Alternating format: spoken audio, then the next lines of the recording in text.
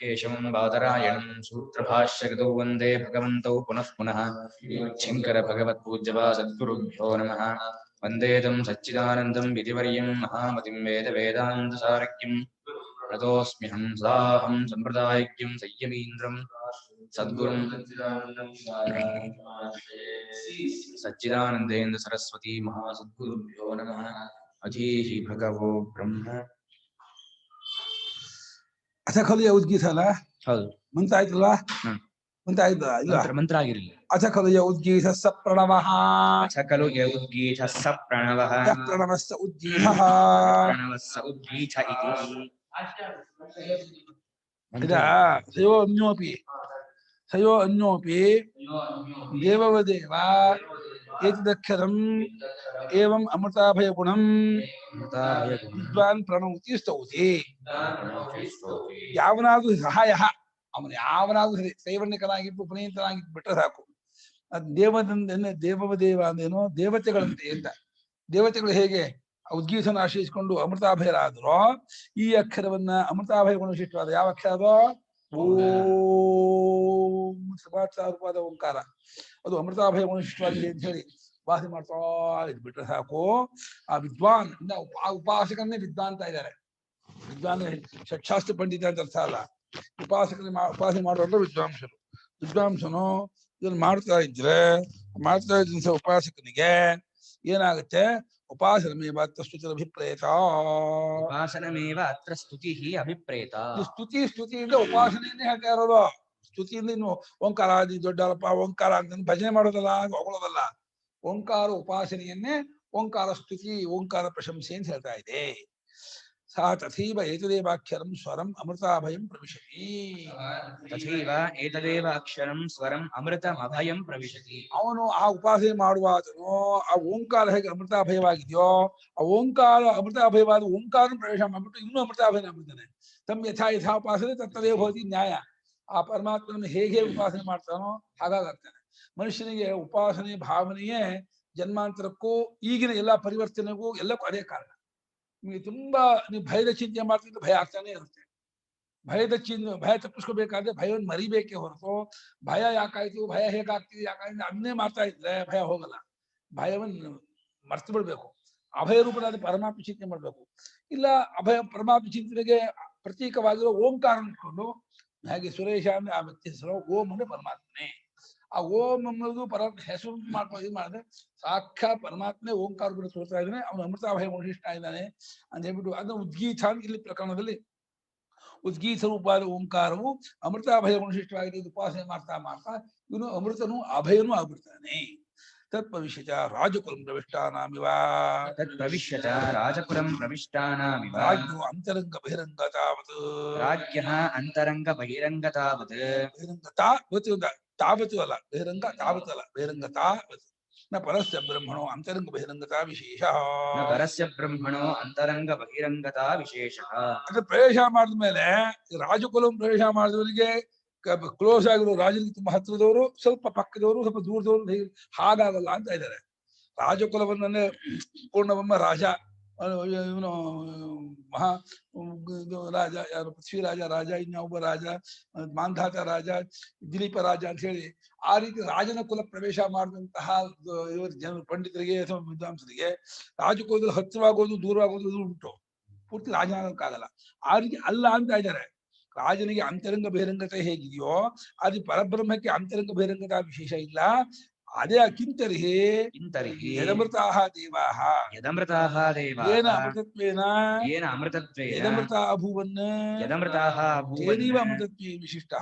ತೇನೈವ ಅಮೃತತ್ವೇನ ವಿಶಿಷ್ಟಃ ತದಮೃತೋ ಭವತಿ. ಯಾವ ಅಮೃತವಾಗಿರುವ ರೂಪವನ್ನು ಪಡ್ಕೊಂಡ್ರು ದೇವತೆಗಳು, ಯಾವ ಉದ್ಗೀತವನ್ನ ಉಪಾಸನೆ ಮಾಡ್ತಾ ಅಮೃತಾಭಯ ವಿಶಿಷ್ಟವಾಗಿದೆ ಭಾವನೆ ಮಾಡ್ತಾ ಯಾವ ಅಮೃತತ್ವವನ್ನು ಪಡ್ಕೊಂಡ್ರೋ ಆ ಅಮೃತತ್ವದಿಂದಲೇ ಇವನು ಈ ಉಪಾಸಕನು ಹಂಗೆ ಆಗ್ಬಿಡ್ತಾನೆ. ತುಂಬಾ ಜನ ಫೋನ್ ಮಾಡ್ತಿರ್ತಾರೆ, ಒಳ್ಳೆ ತುಂಬಾ ಭಯ ಆಗುತ್ತೆ, ಏನ್ ಮಾಡ್ಲಿ, ಭಯ ಆಗುತ್ತೆ ಇರುತ್ತೆ. ಆದ್ರೆ ಭಯಕ್ಕೆ ಭಯನಾಶನ ಪರಮಾತ್ಮನೇ ನಮ್ಮ ಪಾಪ ತಕ್ಕಾಗಿ ಭಯವಾಗಿ ತೋರ್ತಾನೆ. ಪರಮಾತ್ಮನ ಸ್ಮರಣೆ ಮಾಡ್ಕೊಂಡ್ರೆ ಅವನೇ ಅಭಯವಾಗಿ ತಿಳ್ಕೊಳ್ತಾನೆ. ತುಂಬಾ ಸಿಂಪಲ್. ನಾವು ಭಯರೂಪವಾದ ಪ್ರಪಂಚದಲ್ಲಿ ಮುಳುಗಿದ್ರೆ ಭಯ ತಪ್ಪಿದ್ದಲ್ಲ. ಅಭಯ ರೂಪವಾದ ಭಗವಂತನ ಕಡೆ ಹೋದ್ರೆ ಭಯ ಬರೋದಿಲ್ಲ. ಇಲ್ಲಿ ಭಯ ತಪ್ಪಲ್ವಾ? ಅಲ್ಲಿ ಭಯ ಬರೋದೇ ಇಲ್ಲ. ಅಷ್ಟೇ. ಭಯ ಪರಿಹಾರ ಆಗ್ಬೇಕೋ, ಭಯದಿಂದ ಮುಕ್ತನಾಗ್ಬೇಕೋ, ಅಭಯ ಸ್ವರೂಪದಲ್ಲಿ ನಿಲ್ಬೇಕು. ಯಾವನು ಅಭಯ ಸ್ವರೂಪನೋ ಅವನೋ ಪರಮಾತ್ಮ ಒಬ್ಬನೇ ಅಭಯ ಸ್ವರೂಪ. ಯಾವುದಲ್ಲೂ ಅಭಯ ಇಲ್ಲ. ಯಾಕಂದ್ರೆ ಯಾವ್ಯಾವುದಕ್ಕೆ ತೋರಿ ಮರೆಯಾಗೋಕೆ ಇದೆಯೋ, ಬದಲಾವಣೆ ಇದೆಯೋ ಅದೆಲ್ಲ ಭಯ ಕಾರಣ. ಬಿಟ್ಟೋಗೋದೆಲ್ಲ ಭಯ ಕಾರಣ. ಬಿಟ್ಟೋಗೋದ್ರಲ್ಲಿ ಪ್ರೇಮ ಇಟ್ರೆ ಭಯ ಆಗೇ ಆಗುತ್ತೆ. ಬಿಟ್ಟೋಗುವ ತಂದೆ ತಾಯಿ, ಬಿಟ್ಟೋಗುವ ಅಣ್ಣ ತಮ್ಮಂದ್ರು, ಬಿಟ್ಟೋಗುವ ಬಂಗಾರ ಬೆಳ್ಳಿ ದುಡ್ಡು, ಬಿಟ್ಟೋಗುವ ದೇಹಾದಿಗಳಲ್ಲಿ ಪ್ರೇಮ ಇಟ್ರೆ ಭಯ ಆಗೇ ಆಗುತ್ತೆ. ಎಲ್ಲಿ ಬಿಟ್ಟೋಗೋದು ಇಲ್ವೋ, ಯಾವ ಸ್ವರೂಪಕ್ಕೆ ಚ್ಯುತಿ ಇಲ್ಲೋ, ಬದಲಾವಣೆ ಇಲ್ಲ, ಏಕರೂಪ ಇದು ಅಂತಹ ಪರಮಾತ್ಮನಲ್ಲಿ ಪ್ರೇಮ ಬಿಟ್ಟರೆ ಆ ಪ್ರೇಮವೇ ಕಾರಣ. ಪ್ರೇಮ ಅನ್ನೋದು ಭಗವಂತನ ಸ್ವರೂಪ. ಅದು ಅಂತಃಕರಣ ತಟ್ಟೆಯಲ್ಲಿ ಬಿದ್ದಾಗ ಪ್ರೇಮ ಕಾರಣ ತೋರುತ್ತೆ. ಪ್ರೀತಿ, ಪ್ರೇಮ, ಭಕ್ತಿ, ಅದು ಪರಮಾತ್ಮನಾದ ಭಕ್ತಿ. ಲೌಕಿಕವಾದ ಪ್ರೇಮ, ಪ್ರೀತಿ, ವಿಶ್ವಾಸ, ಆಸಕ್ತಿ, ಅನುರಾಗ, ಬೇರೆ ಬೇರೆ ಹೆಸರು ತಗೊಳುತ್ತೆ. ಒಟ್ಮೇಲೆ ಪ್ರೇಮ, ಪ್ರೀತಿ, ವಿಶ್ವಾಸಕ್ಕೆಲ್ಲ ಭಗವಂತ ವಿಷಯನಾದ ಅಂದ್ರೆ ಅವಾಗ ಶುದ್ಧವಾದ ಪ್ರೇಮ ಅದು. ಅಲ್ಲಿ ಯಾವ ಆ ಪ್ರೇಮಕ್ಕೆ ಇನ್ನೊಂದು ಇದು ಬರಲ್ಲ. ಪ್ರೇಮಕ್ಕಾಗಿಯೇ ಪ್ರೇಮ ಅದು. ಇಲ್ಲೆಲ್ಲ ಪ್ರೇಮ ದುಡ್ಡಿಗೆ, ಪ್ರೇಮ ಅಧಿಕಾರಕ್ಕೆ, ಪ್ರೇಮ ವಿದ್ಯೆಗೆ, ಪ್ರೇಮ ಆರೋಗ್ಯಕ್ಕೆ. ಅದು ಪ್ರೇಮಕ್ಕಾಗಿ ಪ್ರೇಮ ಅಲ್ಲ. ಅದು ಪ್ರೇಮ ಸ್ವರೂಪನ ಭಗವಂತನ ಪ್ರೇಮ ಸ್ವರೂಪದ್ದು. ಪ್ರೇಮಕ್ಕಾಗಿ ಪ್ರೇಮ ಆದ್ರಿಂದ ಅಲ್ಲಿ ಭಯ ಮತ್ತೆ ಇದು ಮರಣ ಬರೋಲ್ಲ. ಅಮೃತ ಅಭಯ ಆಗೇ ಆಗ್ತಾನೆ. ನ್ಯೂನತಾ ನಾಪಿ ಅಧಿಕತಾ ಅಮೃತತ್ವೇ ಇತ್ಯರ್ಥ. ನ್ಯೂನತಾ ನಾಪಿ ಅಧಿಕತಾ ಅಮೃತತ್ವೇ. ದೇವತೆಗಳಿಗಿಂತ ಕಮ್ಮಿ ಆಗೋದಾಗ್ಲಿ, ದೇವತೆಗಳಿಂದ ಹೆಚ್ಚಾಗೋದು ಎರಡೂ ಇಲ್ಲ. ದೇವತೆಗಳು ಯಾವ ಅಮೃತಾಭಯಗಳು ಇಷ್ಟ ಪರಮಾತ್ಮ ಹೊಕ್ಕಿದ್ರೋ ಸೇರಿದ್ರೋ ಆ ಅಮೃತಾಭಯಗಳು ಪರಮಾತ್ಮನ ಹೊಕ್ಕ ಬಿಡ್ತಾನೆ. ನಿಮ್ಗೆ ದೇವತೆಗಳಿಂದ ಕಮ್ಮಿನೂ ಇಲ್ಲ, ಹೆಚ್ಚಿನೂ ಇಲ್ಲ, ಸಮವಾಗ್ಬಿಡ್ತಾನೆ. ನೀವು ಎಷ್ಟು ತೀವ್ರವಾಗಿ ಮಾಡ್ತೀರಾ ಅನ್ನೋದೇ ಮುಖ್ಯ. ಎಷ್ಟು ಮಟ್ಟಿಗೆ ಆ ಓಂಕಾರವನ್ನ ಆ ಪರಮಾತ್ಮ ರೂಪದಿಂದ ಭಾವನೆ ಮಾಡ್ತಾ ಮಾಡ್ತಾ ಇದು ಪರಮಾತ್ಮ. ಹೇಗೆ ನಾರಾಯಣ, ರಾಮ, ಗೋವಿಂದ, ಶಿವ ಅನ್ನೋದು ಪರಮಾತ್ಮ ಹೆಸರು. ಓಂ ಅನ್ನೋದು ಪರಮಾತ್ಮನ್ನೇ ಹೇಳುತ್ತೆ. ಪರಮಾತ್ಮ ವಾಚಕ, ಪರಮಾತ್ಮ ಪ್ರತೀಕ, ಪರಮಾತ್ಮ ಸ್ವರೂಪ. ಹೇಗ ಓಂಕಾರವನ್ನ ಗಾಯತ್ರಿ ಬಗ್ಗೆ ಜಪ ಮಾಡೋಕ್ಕೂ ಬರುತ್ತೆ. ಬರೀ ಓಂ ಓಂ ಅಂತ ಓಂಕಾರವನ್ನ ಪ್ರತೀಕವಾಗಿ ಮಾಡ್ಬೋದು.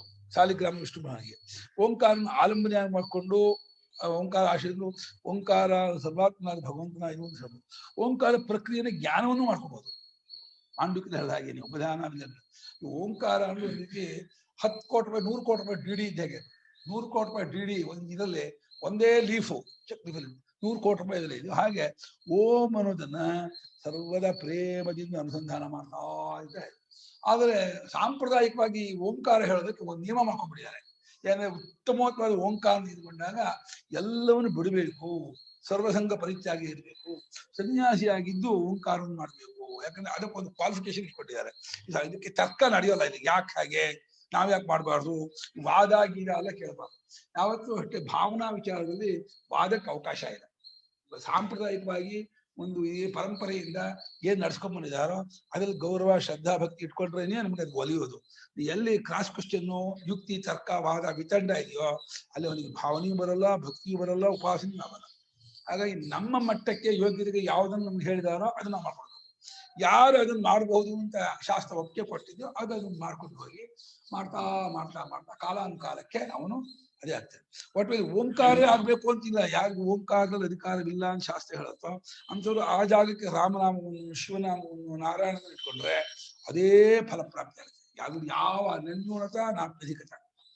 ಏನು ಭಗವಂತನಲ್ಲಿ ಪ್ರೇಮ ಮುಖ್ಯವೇ ಹೊರತು ನಾಮ ಮುಖ್ಯ ಅಲ್ಲ, ಶಬ್ದ ಮುಖ್ಯ ಅಲ್ಲ. ಆ ನಾಮದಿಂದ ಕರೆಸಿಕೊಂಡ ಭಗವಂತನಲ್ಲಿ ಆಳವಾದ ಪ್ರೇಮ ಇಟ್ಕೊಂಡ ಅಂದ್ರೆ ಅದು ಆಲಂಬನೆ ಏನಾದ್ರೆ ಏನು ಎಲ್ಲ ಒಂದೇ. ನಾವು ಅಂತೀವಿ ಅಷ್ಟೇ, ಹೆಚ್ಚು ಕಮ್ಮಿ ಅಂತ. ಎಲ್ಲವೂ ಆ ಭಗವಂತ ಸೇರ್ಕೊಳ್ತಾನೆ. ಇದಕ್ಕೆ ಒಂದು ಪ್ರಕಾರ ಮುಗೀತು. ಇದಕ್ಕೆ ಒಂದು ಖಂಡ ಮುಗಿತು. 5ನೇ ಖಂಡ. ಅಥ ಖಲು ಯ ಉದ್ಗೀತಃ ಸ ಪ್ರಣವಃ. ಅಥ ಖಲು ಯ ಉದ್ಗೀತಃ ಸ ಪ್ರಣವಃ. ಯ ಪ್ರಣವಃ ಸ ಉದ್ಗೀತಃ. ಸ ಉದ್ಗೀತಃ. ಇತ್ಯಸೌ ವಾ ಆದಿತ್ಯ ಉದ್ಗೀತಃ.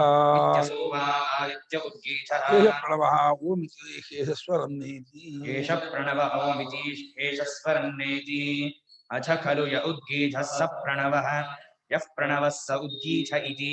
असौ वा आदित्य उद्गीतः. एष प्रणवः ओमिति शेषस्वरन्नेति. अथ खलु यः उद्गीतः सः प्रणवः. यः प्रणवः सः उद्गीतः इति. असौ वा आदित्यः उद्गीतः. वा ಮಾಡಿದ್ರೆ ವೈ ಮಾಡಿದಾರ ಹೇಳಿ. असौ ವಯ್ಯೋ असौ ವಾವೆಯ. असौ वावे ಮಾಡಿದ್ದಾರೆ. ಉದ್ಗೀತಃ ಏಷಃ ಪ್ರಣವಃ ಓಂ ಇತಿ ಹಿ ಏಷಃ ಸ್ವರನ್ ಏತಿ. ಸ್ವರನ್ನ ಶಬ್ದ ಕುರುವನ್ ಏತಿ. ಇನ್ನು ಉದ್ಗೀತ ಉದ್ಗೀತ ಅಂತಿದೆಯಲ್ಲ, ಉದ್ಗೀತ ಕರ್ಮ ಅಂತ ತಗೋಬೇಡಿ.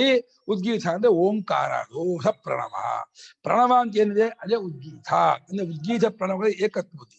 ಇದು ಯಾತಕ್ಕೆ ಅಂದ್ರೆ ಇವ್ನು ಯಾರು ಗೊತ್ತಾ ಈ ಉದ್ಗೀತ ಪ್ರಣವ? ಈ ಆದಿತ್ಯನೇ ಅಂತ. ಅಂದ್ರೆ ಉದ್ಗೀತದಲ್ಲಿ ಪ್ರಣವದಲ್ಲಿ ಆದಿತ್ಯ ದೃಷ್ಟಿ. ಯಾವ ಉದ್ಗೀತ ಪ್ರಣವ ಅಂತಿದೆ ಅದನ್ನು ಆದಿತ್ಯಾತ್ಮಕವಾಗಿದೆ ಅಂತ ಹೇಳಬೇಕು. ಏಷಃ ಉದ್ಗೀತ, ಇವನೇ ಉದ್ಗೀತನು, ಇವನೇ ಪ್ರಣವ ಓದಿದನು. ಇವತನು ಸ್ವರನ್ನ ಏತಿನ ಶಬ್ದ ಕುರುವನ್ನ ಏತಿ ರಸ ಮಾಡ್ತಾರೆ. ನನಗಚ್ಚನ್ ಏತಿ ಅದ ಸ್ವರನ್ ಉಚ್ಚಾರಯನ್ ಅನೇಕಾರ್ಥತ್ವ ಧಾತುನ.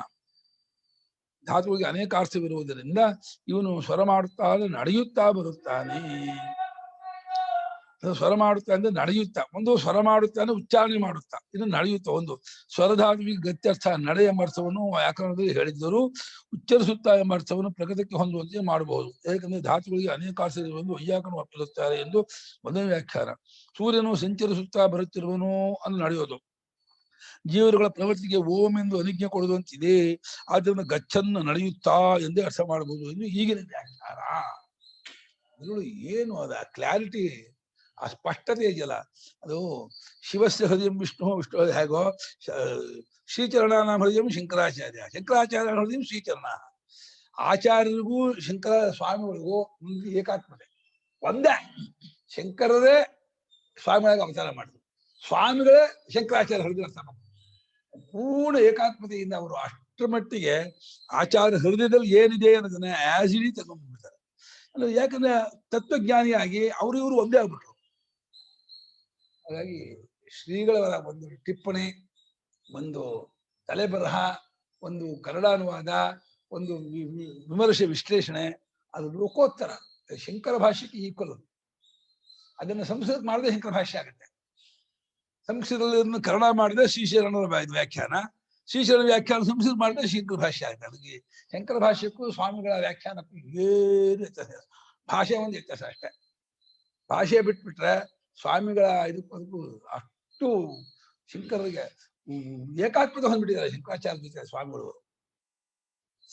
ಪ್ರಾಣಾದಿತ್ಯ ದೃಷ್ಟಿ ವಿಶಿಷ್ಟಸ್ಯ ಉದ್ಗೀತಸ್ಯ ಉಪಾಸನಂ. ಪ್ರಾಣಾದಿತ್ಯ ದೃಷ್ಟಿ ವಿಶಿಷ್ಟಸ್ಯ ಉದ್ಗೀತಸ್ಯ ಉಪಾಸನಂ ಉಕ್ತಮೇವ ಅನೂದ್ಯ ಪ್ರಣವೋದ್ಗೀತಯೋಃ ಏಕತ್ವಂ ಕೃತ್ವಾ ತಸ್ಮಿನ್ ಪ್ರಾಣರಶ್ಮಿಭೇದ ಗುಣ ವಿಶಿಷ್ಟದೃಷ್ಟ್ಯಾ ಅಕ್ಷರಸ್ಯ ಉಪಾಸನಂ ಅನೇಕ ಪುತ್ರ ಫಲಂ ಇದಾನೀಂ ವಕ್ತವ್ಯಂ ಇತ್ಯಾರಭ್ಯತೆ.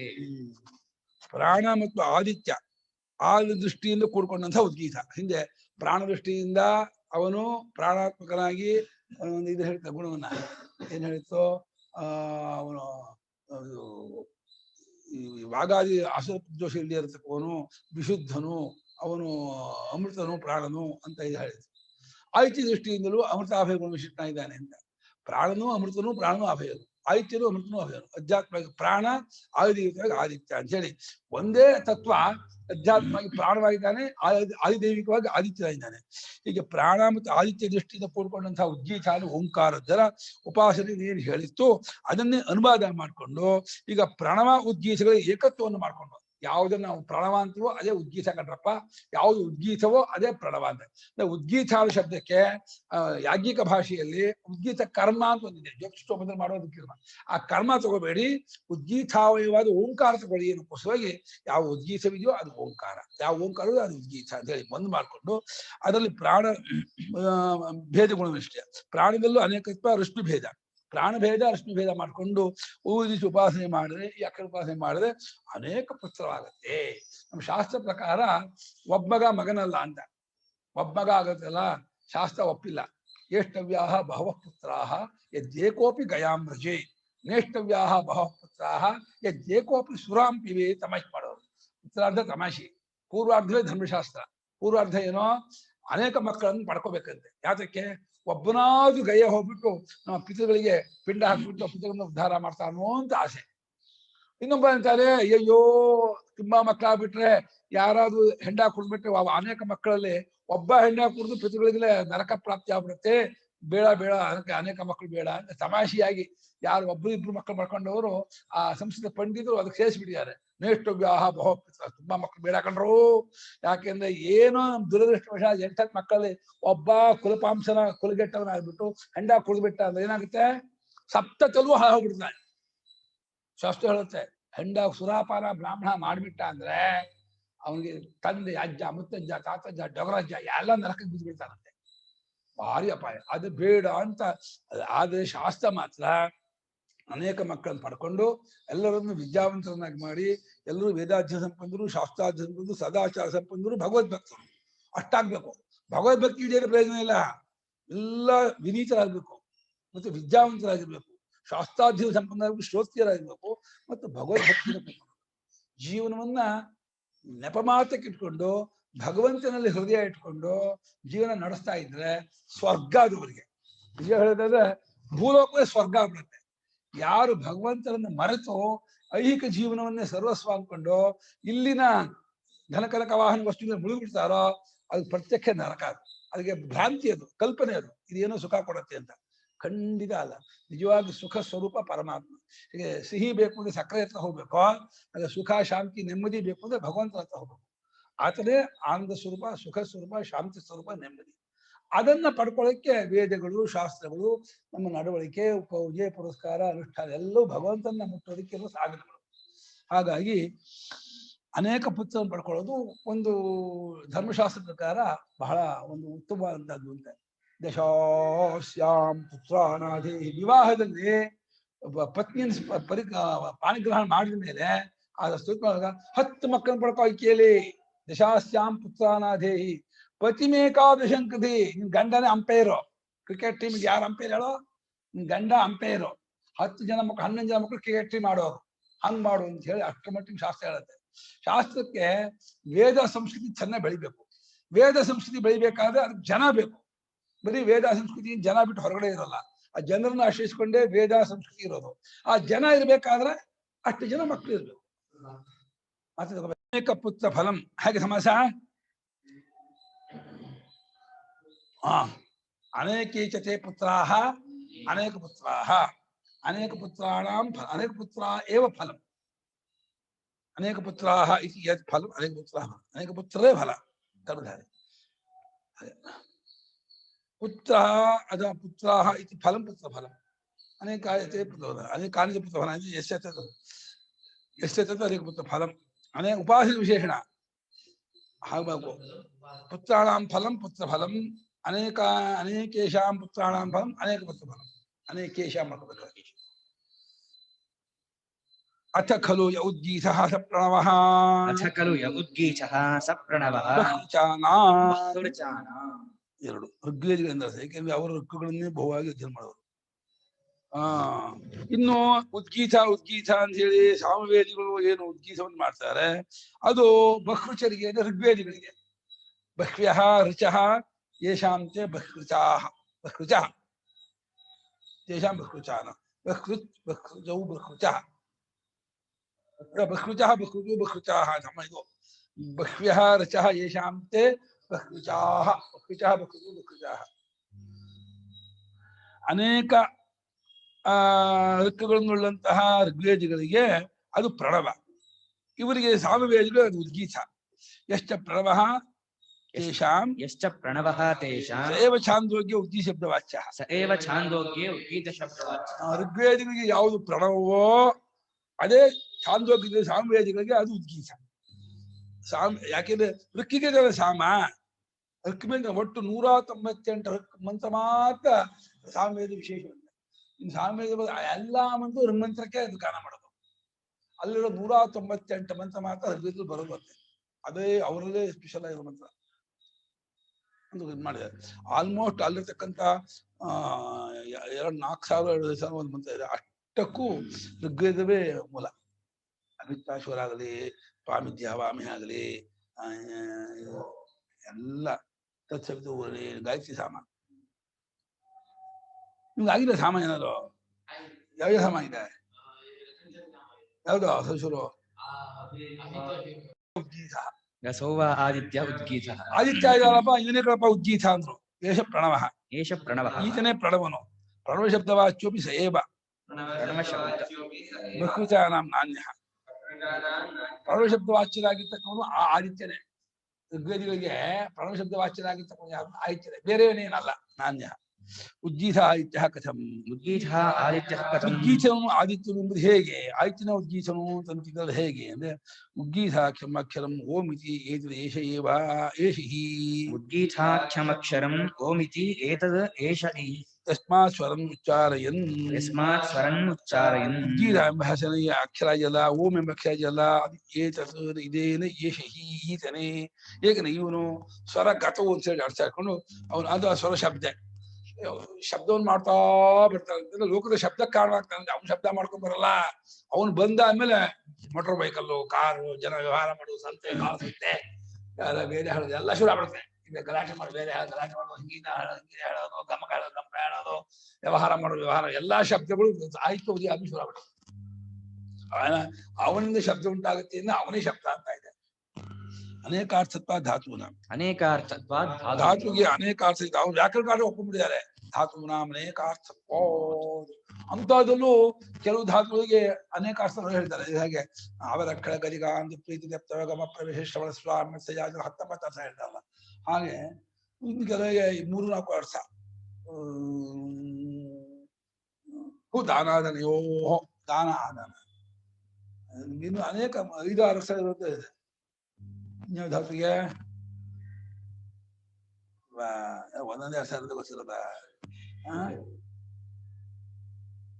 ಶಬ್ದಾಗ್ನಿ ಸಂಯೋಗಯೋ ಶರೀರ ವಿಶರಣಗತ್ಯವಸಾನ ಶರೀರ ವಿಶರಣಗತ್ಯವಸಾಧನೇಶು 3. ಹೀಗೆ ಅನೇಕಾರ್ಥತ್ವ ಧಾತುಗಳಿಗೆ ಉಂಟು ಅನ್ನೋದನ್ನ ವ್ಯಾಕರಣ ಸ್ಮೃತಿಕಾರರೇ ಒಪ್ಪಮಿಟ್ಟಿರೋದ್ರಿಂದ ನಮ್ಗೇನು ಅಕಸ್ಮಾತ್ ವ್ಯಾಕರಣ ಸ್ಮೃತಿ ಇದು ಸೇರಿಸ್ಕೊಂತಾರೆ. ಉಪಸಂಖ್ಯಾನ ಅಂತಾರೆ ಭಾಷೆಕಾರಷ್ಟೇ. ಶಂಕರಾಚಾರ್ಯ ಮಹಾತಿ ಯಮಧೇದಿ ಅವ್ರಿಗೆ ಇಲ್ಲ ಇದನ್ನ ಸೇರಿಸ್ಕೊ, ಅದಕ್ಕೆ 2 ಇದೆ 3 ಮಾಡ್ಕೊ. ಶಂಕರಾಚಾರ್ಯ ಮಾಡಿದ್ರೆ ನಾವು ಮಾಡಕ್ ಬರಲ್ಲ. ಅವರು ಋಷಿಗಳು, ಅವರು ಲೋಕೋತ್ತರವಾದ ಪರಮಾತ್ಮನ ಕಂಡುಕೊಂಡವರಾದ್ರಿಂದ ಜ್ಞಾನಿಗಳಿಗೆ ಒಂದು ವಿಶೇಷವಾದ ಶಕ್ತಿ ಇರುತ್ತೆ. ಅಥವಾ ಸ್ವರಂ ಗಚ್ಚನ್ ಗೀತಿ, ಅಥವಾ ಸ್ವರಂ ಗಚ್ಚನ್ ಏತಿ. ಅದು ಅವನು ಸ್ವರಂಗ ಗಚ್ಚನ್ ಅಂತೆಲ್ಲ ಅರ್ಥ ಮಾಡು. ಸ್ವರ ಗತವು ಅಂತ ಮಾಡ್ಕೊ. ಸ್ವರ ಶಬ್ದ ಸ್ವರ ಗತವು. ಅತಃ ಅಸೋ ಉದ್ಗೀತ ಸವಿತಾ. ಅತಃ ಅಸೋ ಉದ್ಗೀತ ಸವಿತಾ. ಅದರಿಂದ ಈ ಸೂರ್ಯನೇ ಉದ್ಗೀತನು, ಇವನೇ ಇದಾದನು. ಏತಮು ಏವಾಹಮಭ್ಯಗಾಸಿಷಂ. ಏತಮು ಏವಾಹಮಭ್ಯಗಾಸಿಷಂ. ತಸ್ಮಾನ್ ಮಮ ತ್ವಮೇಕೋಸೀತಿಹ.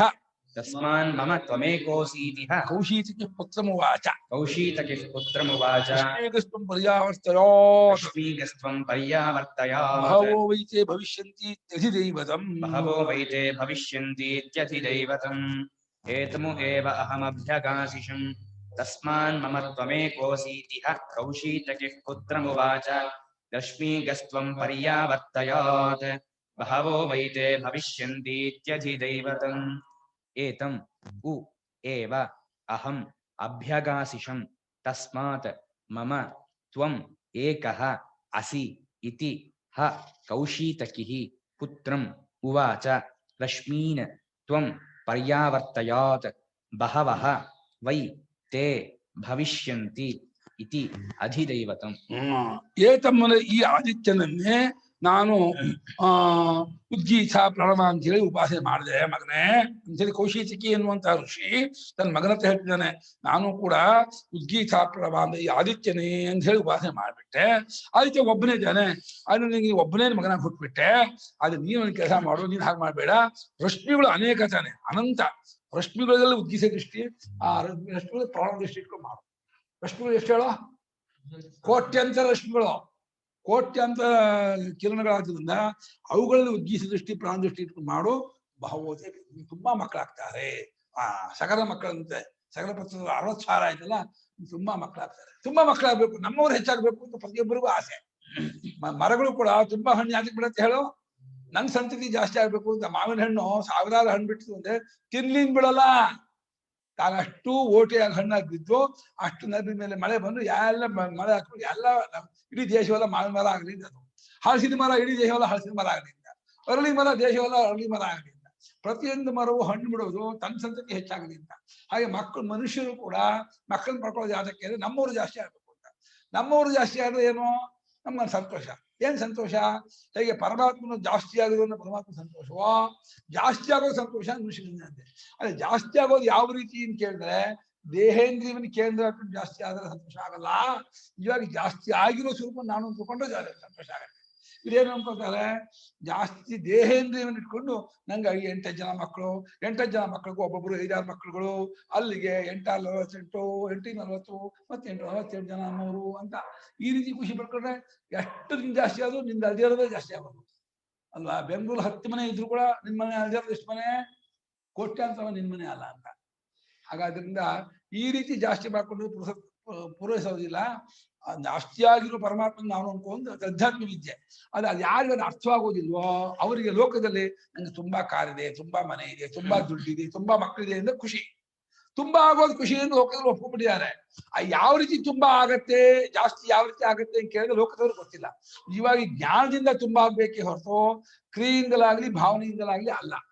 ಆದ್ರೂ ಶಾಸ್ತ್ರೀಯ ಕ್ರಮದಿಂದ ತುಂಬಾ ಆಗೋದನ್ನು ಒಪ್ಕೊಂಡಿದೆ, ಶಾಸ್ತ್ರೀಯ ಭಾವನೆಯಿಂದ ತುಂಬಾ ಆಗೋದನ್ನು ಒಪ್ಕೊಂಡಿದೆ. ಲೌಕಿಕವಾಗಿ ತುಂಬಾ ಆಗೋದನ್ನ ಅದು ಮೃತ್ಯು ಅಂತ ಕರೆದಿದೆ.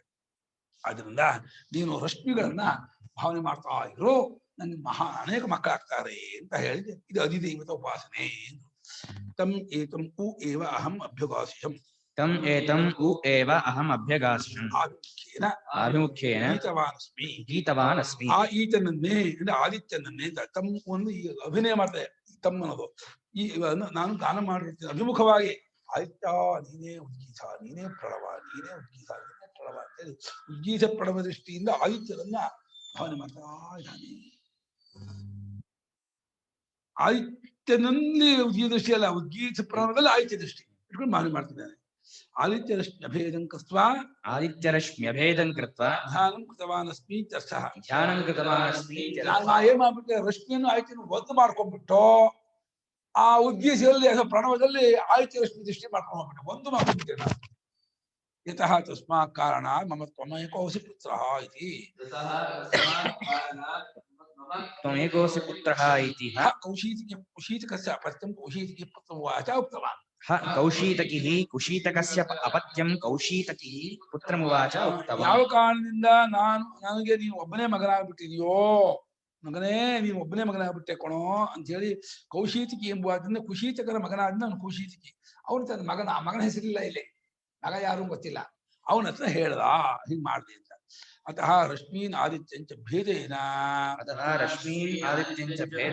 ತ್ವಂ ಪರ್ಯಾವರ್ತಯ ಇತ್ಯರ್ಥಃ. ಆದ್ರೆ ನೀನ್ ಹೆಂಗ್ ಮಾಡ್ಬೇಕು ಜನ, ನೀನ್ ಹಿಂಗ್ ಮಾಡ್ಬೇಡ ನಾನು ಮಾಡ್ದಂಗೆ. ನೀನು ಆದಿತ್ಯನನ್ನು ರಶ್ಮಿಯನ್ನು ಭೇದವಾಗಿ ಇಟ್ಕೊಂಡು ಅನೇಕ ಕಾಲ ಇಟ್ಕೊಂಡು ಆವರ್ತಯಾತ್ ವೃತು ವರ್ತನೆ ಆವರ್ತಯ. ಯಾವ್ದು ಆವರ್ತಯಾತ್? ಯಾವ್ದಪ್ಪ? ಲೋಟ್ ತೋರೇನ್ ತಾಟಂಗಾದೇಶ. ಪರ್ಯಾವರ್ತಯ ತೂ ಆಗ್ಬೇಕು, ಪರ್ಯಾವರ್ತಯ ತಾತ್. ತೋಹೋ ನೇನೋ ತುಶಬ್ದಕ್ಕೆ ಷಷ್ಠಿ, ತೋರಜಿಂಗ್ ತಾತಂಗಾದೇಶ. ತಾತಂಗ್ ಅರ್ಥ ವ್ಯಾಕರಣ. ನಕಾರ ಇತ್ತು, ಅದು ನಕಾರ ಇತ್ತಾದ್ರೆ ಏನಾಗುತ್ತೆ? ಗುಣನಿಷೇಧ. ಗುಣನಿಷೇಧ. ಗುಣನಿಷೇಧ. ಧಾತು ನಿತ್ತಾದ್ರೆ ಅದು ಆತ್ಮೀಯ ಪದ. ತಮಾಷೆ ನೋಡಿ, ಪೂಂಗ್ ಪವನೆ ಪವಸೆ, ಮೂಂಗ್ ಬಂಧನೆ ಮುದೆ. ಅದೇ ಇಲ್ಲಿ ನಿತ್ ಮಾಡಿದ್ರೆ ಗುಣ ನಿಷೇಧ ಆಗತ್ತೆ. ಗುಣ ಎರಡು, ಬರೀ ಗುಣ ಒಂದೇ ಅಲ್ಲ, ಗುಣವೃದ್ಧಿ ಎರಡು. ಕಿತ್ಬಡಿ ಗುಣ. ಕಿತ್ತಾದ್ರೆ ನಿತ್ತಾದ್ರೆ ಗುಣವೃದ್ಧಿ. ಪರ್ಯಾವರ್ತಯ ಅಷ್ಟಾಲು ಜ್ಞಾಪಕಲ್ಲೋ ಪರ್ಯಾವರ್ತಯ. ಆವರ್ತಿ ಮಾಡ್ತಾ ರಿಪೀಟ್ ಮಾಡ್ತಾ ಆದಿತ್ಯ ರಶ್ಮಿ ಭೇದವಾಗಿಟ್ಕೊಂಡು ಈ ಓಂಕಾರ ಪ್ರಣವದಲ್ಲಿ ಆದಿತ್ಯ ರಶ್ಮಿ ಸೃಷ್ಟಿ ಮಾಡ್ತಾ ಅನೇಕಾತ್ಮಕವಾದ ಆದಿತ್ಯ ರೂಪವು ರಶ್ಮಿ ರೂಪವಾಗಿರ್ತಕ್ಕದ್ದಾಗಿದೆ ಅಂತ. ಸಂಯೋಗ ಪರ್ಯಾವರ್ತ್ಯ ಪ್ರಥಮ ಪುರುಷ ಆಗಿದೆ. ಪರ್ಯಾವರ್ತಿ ಮಧ್ಯ ಪುರುಷಕ್ಕೆ ಹಾಕೊಳ್ಳಿ ಸ್ವಾಮಿಗಳು ಭಾಷ್ಯಕಾರರು ಅದು ಪರ್ಯಾವರ್ತಯ ತಾತ್ ಮೂಲದಲ್ಲಿದೆ, ಶ್ರುತಿಯಲ್ಲಿದೆ. ಅದು ಮಾಡಲಿ ಅಂತ ಆಗ್ಬಿಡುತ್ತೆ, ನೀನ್ ಮಾಡು ಅಂತ ಆಗ್ಬೇಕು. ತ್ವಂ ಶಬ್ದ ರಶ್ಮಿಗೂ ತ್ವಂ ಪರ್ಯಾವರ್ತಯಾತ ಆಗಲ್ಲ. ಇದು ವರ್ತಯಾತ್ ಇರೋದು ಇದು ಪ್ರಥಮ ಪುರುಷ ಆಗ್ಬಿಡುತ್ತೆ, ಇದು ಮಧ್ಯ ಪುರುಷ ಆಗ್ಬೇಕು. ಪರ್ಯಾವರ್ತಯ ಅಂತ ಹೇಳಿ ತ್ವಂ ಯೋಗ ಆಗಿದ್ದು ಬಿಡಿಸಬಾರ್ದು. ತ್ವಂ ಯೋಗದ ಒಂದೇ ಪದ ಅದು. ಬಿಡಿಸಿದ್ಯಾ? ತ್ವಂ ಯೋಗ ದೂರ ದೂರ ಇದೆಯಾ? ಕೂಡಿಸ್ಬೇಕು. ನಾನು ಕೂಡಿಸ್ಕೊಟ್ಟಿದ್ದೆ. ತ್ವಂ ಯೋಗ ತ್ವಂ ಶಬ್ದ ಯೋಗ, ತ್ವಂ ಇತಿ ಯೋಗ, ತ್ವಂ ಯೋಗ. ತ್ವಂ ಶಬ್ದ ಯೋಗ ಅಂದ್ರೆ ಸಂಬಂಧ. ತ್ವಂ ಶಬ್ದದ ಸಂಬಂಧ ಇರೋದ್ರಿಂದ ಪರ್ಯಾವರ್ತಯ, ಆವರ್ತಿ ಮಾಡು, ರಿಪೀಟ್ ಮಾಡ್ತಾ ಇರು ಅಂತ. ಏವಂ ಬಹವೋ ವೈತೆ ತವ ಪುತ್ರಾಹ ಭವಿಷ್ಯಂತಿ ಇತ್ಯಹಿ ದೈವತಂ. ಏವಂ ಬಹವೋ ವೈತೆ ತವ ಪುತ್ರಾಹ ಭವಿಷ್ಯಂತಿ ಇತ್ಯಹಿ ದೈವತಂ. ಈ ರೀತಿಯಾದ ನಿಮಗೆ ಅನೇಕ ಪುತ್ರ ಆಗ್ತಾರೆ, ಮಕ್ಕಳಾಗ್ತಾರೆ ಅಂತ ಹೇಳಿದೆ. ಇದು ನನ್ನೊಂದು ಪ್ರಶ್ನೆ. ಏನ್ ಪ್ರಶ್ನೆ ಅಂದ್ರೆ, ಅನೇಕ ಪುತ್ರರಾಗೋದು ವರವೋ ಶಾಪವೋ ಅಂತ. ಈಗಿನ ಕಾಲದವರೆಗೆ ಅನೇಕ ಪುತ್ರ ಶಾಪ ಆಗ್ಬಿಟ್ಟಿದೆ. ಶಾಸ್ತ್ರ ದೃಷ್ಟಿಯಲ್ಲಿ ಅನೇಕ ಪುತ್ರರು ವರ ಅಂತ ಹೇಳುತ್ತೆ. ನಿಜವಾಗಿ ಅದನ್ನು ಯಾವ ರೀತಿ ತಗೋಬೇಕು? ಈ ತಾಯಂದಿರಿಗೆ ಅದು ಹೆಂಗಸರಿಗೆ ಏನಾಗಿದೆ ಅಂದ್ರೆ, ಒಂದೊಂದು ಜನ್ಮವೂ ಒಂದೊಂದು ಇದು ಪಡೋದು, ಜನ್ಮ ಕಾಲವು ಒಂದೊಂದು ಜನ್ಮ ತರ ಆಗ್ಬಿಡುತ್ತೆ. ಅಷ್ಟು ಕಷ್ಟ, ಅದು ನಿಜವಾಗಿ ಕಷ್ಟವೇ. ಹಾಗಾದ್ರಿಂದ ಅಯ್ಯೋ ಒಂದಾದ್ರೆ ಸಾಕಪ್ಪ, ಒಂದು ಹಿಡಿಯೋದು ಪರವಾಗಿಲ್ಲ ಅಂತ ಆ ರೀತಿ ಭಾವನೆ ಇದೆ. ಶಾಸ್ತ್ರ ಏನ್ ಹೇಳುತ್ತೆ, ನೀ ಜನ್ಮ ಕೊಟ್ಟು ದೇಹ ಬಿಟ್ಟರು ನಿಮ್ಗೆ ಸದ್ಗತಿ ಆಗುತ್ತೆ. ಅದು ಶಾಸ್ತ್ರದ ಏನ್ ಗೊತ್ತಿಲ್ಲ, ಆ ಪ್ರಸೂತಿ ಕಾಲದಲ್ಲಿ ಮರಣವಾದರೆ ಅದಕ್ಕೆ ಸ್ವರ್ಗಲೋಕ ಪ್ರಾಪ್ತಿ ಅಂತ ಶಾಸ್ತ್ರ ಹೇಳ್ತದೆ. ಈ ಶಾಸ್ತ್ರ ದೃಷ್ಟಿ ಇದು. ಏನು ಪುಣ್ಯಕ್ರಮ ಮಾಡ್ಬೇಕಾಗಿಲ್ವಂತೆ. ಪ್ರಸೂತಿ ಕಾಲದಲ್ಲಿ ಆಕೆ ಸತ್ತು ಹೋದ್ರೆ ಆಕೆಗೆ ತಾನೇ ಸ್ವರ್ಗ ಪ್ರಾಪ್ತಿ ಆಗ್ಬಿಡ್ತದೆ. ಯಾಕೆಂದ್ರೆ ಒಂದು ಜೀವ ಜನ್ಮ ಕೊಡೋದಿದೆಯಲ್ಲ, ಯಜ್ಞಾಗಾದಿಗೂ ದೊಡ್ಡ ಕರ್ಮ ಅಂತ. ಅದು ಒಂದು ಒಂದು ಪ್ರಾಣಿಗೆ ಜೀವ ಕೊಡೋದು, ಒಂದು ಜನ್ಮ ಕೊಡೋದು ಅಂತ ಏನಿದೆ, ಅದು ಗಂಡಸರು ಮಾಡುವ ಸೋಮಯಾಗಕ್ಕಿಂತ ದೊಡ್ಡದಾಗಿರ್ತಕ್ಕಂತಹ ಕರ್ಮ ಅಂತ ಶಾಸ್ತ್ರ ಹೇಳುತ್ತೆ. ಶಾಸ್ತ್ರ ದೃಷ್ಟಿ ವ್ಯಾಪಕ ದೃಷ್ಟಿ, ಅದು ಜನ್ಮಾಂತಕ್ಕೂ ಸೇರಿ ದೃಷ್ಟಿ. ಲೋಕದ ದೃಷ್ಟಿ ತತ್ಕಾಲ ದೃಷ್ಟಿ. ಮಹಾರಾಯ ಈಗ ಕಷ್ಟ ಆಗತ್ತೆ, ಬೇಡ ನಮ್ಗೆ ಒಂದೇ ಮಕ್ಕಳು ಸಾಕು ಅಂತ. ಶಾಸ್ತ್ರದಲ್ಲಿ ಯಾಕೆ ಸಾಯ್ತೀಯೋ, ನೀ ಸಾಯವನೇ ಕಣೋ, ಏನ್ ಒಂದ್ ಮಕ್ಳು ಆಗ್ಬಿಟ್ರೆ ಸಾಯದೇ ಇರ್ತೀಯನ ಅನ್ನೋ. ತಾನಾಗಿ ಆಗದೆ ಹೋದ್ರೆ ಅದಕ್ಕೇನು ಮಾಡಕ್ಕಾಗಲ್ಲ. ನೀನು ಕೃತಕವಾಗಿ ಮಕ್ಕಳಾಗದೆ ಇರುವಂಗೆ ಮಾಡ್ಕೋಬೇಡ. ಅದು ಭ್ರೂಣ ಹತ್ಯ ಅಂತ ಶಾಸ್ತ್ರ ಅದನ್ನು ಪರಿಗಣಿಸಿ ಅದಕ್ಕೆ ತುಂಬಾ ದೋಷವನ್ನು ಹೇಳಿದೆ. ಅದು ಲೋಕದವರು ಅನೇಕ ಮಕ್ಕಳಾಗ ಇವರಿಗೆ ಏನ್ ಗೊತ್ತಾ, ಒಂದೊಂದು ಮಕ್ಕಳು ಓದಿಸೋದಕ್ಕೂ ಇಷ್ಟು ಫೀಸ್ ಕಟ್ಟಬೇಕು, ಎಂಟ್ರೆನ್ಸ್ ಇಷ್ಟು, ಬೆಂಗಳೂರು ಬಹಳ ಕಷ್ಟ, ಓದಿಸೋದು ಕಷ್ಟ, ಅವ್ರ ಮಕ್ಕಳು ನೋಡ್ಕೊಳ್ಳೋರಿಲ್ಲ, ಮಕ್ಕಳು ಮಾಡೋರಿಲ್ಲ. ಇದೇನಾಗಿದೆ ಅಂದ್ರೆ ದೇಹಾಭಿಮಾನ ವಿಪರೀತ ಬೆಳೆದ್ಬಿಟ್ಟಿದೆ. ಈಗಿನ ಕಾಲದ ಜನರಿಗೆ ದೇಹಾಭಿಮಾನ ಎಷ್ಟು ಬೆಳೆದ್ಬಿಟ್ಟಿದೆ ಅಂತಂದ್ರೆ ಶತಸ್ವಾರ್ಥಿಗಳಾಗಿದ್ದಾರೆ. ತುಂಬಾ ಸ್ವಾರ್ಥಿಗಳಾಗಿ ತಮ್ಮ ಸುಖ ತಮ್ಮ ದೇಹದ ಅಷ್ಟನ್ನೇ ಮಾಡ್ತಾರೆ. ಶಾಸ್ತ್ರ ಇದನ್ನು ಯಾವತ್ತಿಗೂ ಒಪ್ಪಲ್ಲ. ಶಾಸ್ತ್ರ ನೀನು ಹುಟ್ಟಿರೋದೇ ಬಂದಿರೋದೇ ಕರ್ಮ ಮಾಡೋದಕ್ಕೆ, ಶಾಸ್ತ್ರೀಯ ನಡ್ಕೊಳಕ್ಕೆ. ಏನೇ ಕಷ್ಟ ಆದ್ರೂ ನೀನು ಭಗವಂತನಿಗಾಗಿದ್ದೀನಿ, ನನ್ನ ಧರ್ಮಕ್ಕಾಗಿದ್ದೀನಿ, ಶಾಸ್ತ್ರಕ್ಕಾಗಿದ್ದೀನಿ ಅನ್ನೋದನ್ನ ಜ್ಞಾಪಕ ಮಾಡ್ಕೊತಿದ್ರೆ ಎಲ್ಲಾ ಕಷ್ಟವನ್ನು ನೀನು ಸಹಿಸ್ಕೋತೀಯ. ಯಾಕಂದ್ರೆ ನಿನ್ಗೆ ಗೊತ್ತು ಹೇಗಿತ್ತು ದೇಹ ಬಿದ್ದೋಗೋದೆ. ಅದಕ್ಕಾಗಿ ತುಂಬಾ ನಾನು ಮಾಡ್ಕೋಬೇಕಾಗಿಲ್ಲ ಅಂತ. ಆದ್ರೆ ಲೌಕಿಕ ದೃಷ್ಟಿ ಹಾಗಲ್ಲ. ನಾನು ತುಂಬಾ ಅನೇಕ ಮಕ್ಕಳಾದ್ರೆ ನನ್ನ ಸೌಂದರ್ಯ ಎಲ್ಲ ಹೋಗ್ಬಿಡುತ್ತೆ. ಹಾಗಾಗಿ ಅನೇಕ ಮಕ್ಕಳು ಬೇಡ. ಅಷ್ಟೇ ಅಲ್ಲ, ಮಗು ಆದ್ರೆ ಆ ಮಗುಗೆ ತಾಯಿ ಹಾಲು ಕೊಡೋದಿಲ್ಲ. ತಾಯಿ ಹಾಲು ಕೊಟ್ಬಿಟ್ಟು ಸೌಂದರ್ಯ ಹೋದ್ರೆ ಫೀಡಿಂಗ್ ಬಾಟ್ಲಿ ಹಾಕ್ತಾರೆ.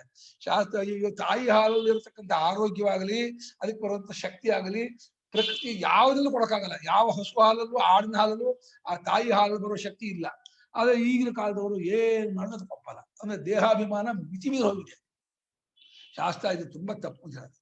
ನಮಗೆ ಈ ಜನ್ಮ ಈ ಒಂದು ಇಷ್ಟ ಇದೇ ಸರ್ವಸ್ವ ಅಂತ ಹೇಳಿ, ಇದು ಕ್ರಿಶ್ಚಿಯಾನಿಟಿ, ಇದು ಪಾಶ್ಚಾತ್ಯ ಸಂಸ್ಕೃತಿ, ಇದು ಅದು ದೇಹಾಭಿಮಾನ ಅಂದು. ನಮ್ಮ ಶಾಸ್ತ್ರ ಹಾಗಲ್ಲ. ನಮ್ಗೆ ಇದು ಟೆಂಪ್ರವರಿ ಬಂದಿರೋ ತುಂಬಾ ಅತ್ಯಲ್ಪದಲ್ಲಿ ಅತ್ಯಲ್ಪ. ಈ ಮನುಷ್ಯ ಜನ್ಮ ಇದೆಯಲ್ಲ, ಹಬ್ಬಬ್ಬ ಅಂದ್ರೆ ಅದು 60-70 ವರ್ಷವೇ. 70 ವರ್ಷದ ಮೇಲೆ ಬೋನಸ್ಸೇ. ಬದುಕಿದ್ರೆ ಅದು ಬೋನಸ್ಸೇ ಹೊರತು ಅದೇನು ಬದುಕು ಅಂತಲ್ಲ. 60-70 ಮ್ಯಾಕ್ಸಿಮಮ್.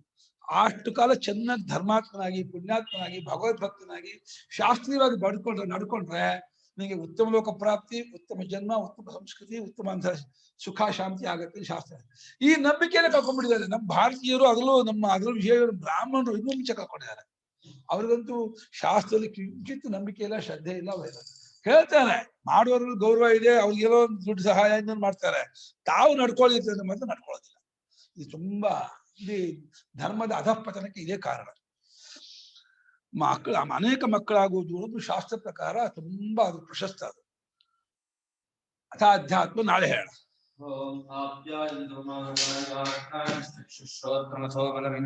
ಸರ್ವಾಣಿ ಸರ್ವಂ ಬ್ರಹ್ಮೋಪನಿಷದಂ ಮಾಹಂ ಬ್ರಹ್ಮ ನಿರಾಕರೋತ್ ಅನಿರಾಕರಣಮಸ್ತು ಅನಿರಾಕರಣಂ ಮೇ ಅಸ್ತು ತದಾತ್ಮನಿರ್ಧೇಯ ಉಪನಿಷತ್ಸು ಧರ್ಮಾಃ ते मयि सन्तु। ओम शांति शांति।